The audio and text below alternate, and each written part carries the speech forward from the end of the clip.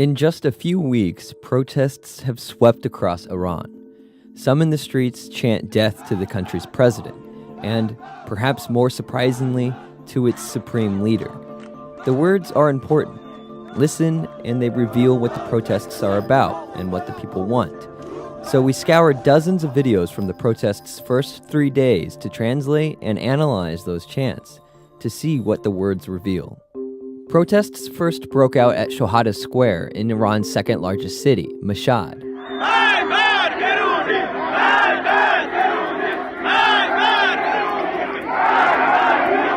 These slogans were political and economic. Protesters spoke out against Iran's president Hassan Rouhani. Similar chants were heard in the nearby city of Neyshabur.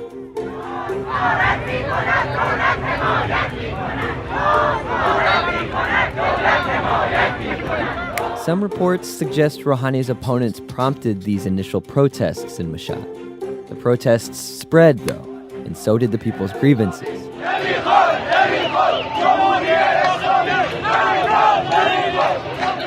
On the second day, protests grew from around 4 cities to at least 16 throughout the entire country. Chants against Rouhani continued, but videos from the second day showed that protesters were now also speaking out against the country's religious elite, including Supreme Leader Ali Khamenei.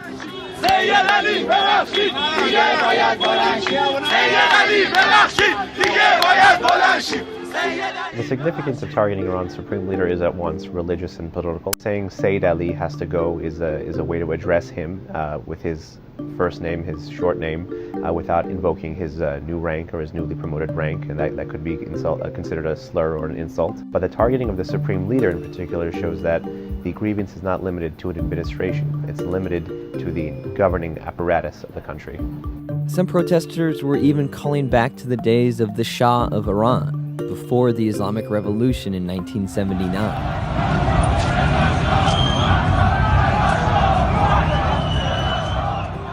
Slogans like "Bless your soul, Reza Shah" invoke that legacy of an Iranian state that was anti-clerical, that was highly nationalistic, and that extolled its Persian culture over its Islamic heritage.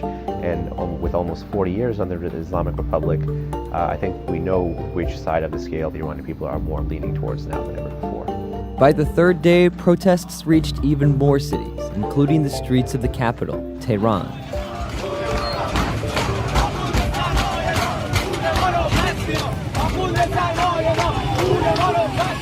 Criticism of Iran's presence in Syria, Lebanon, and Gaza were one of the most common slogans.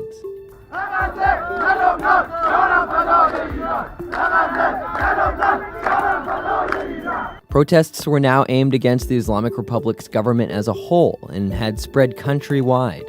In quality social science, correlation does not mean causation.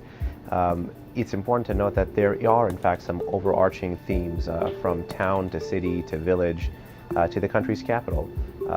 If you look at the protest slogans, in particular the politically charged protest slogans that targeted not an administration or not a government or not a political policy, but the entirety of the regime. And I think the overarching message here is that the Iranian people want an Iranian government that puts their interests first. By the third day of protests, we found videos showing demonstrations reached at least 25 cities.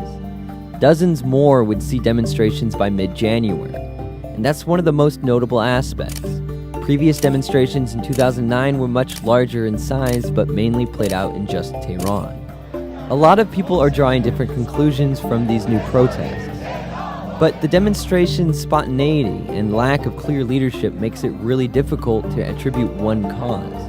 What we can tell from the chants on the street is that many Iranians are tired of the path their government has taken, and they want to change, or more unrest could be on the way.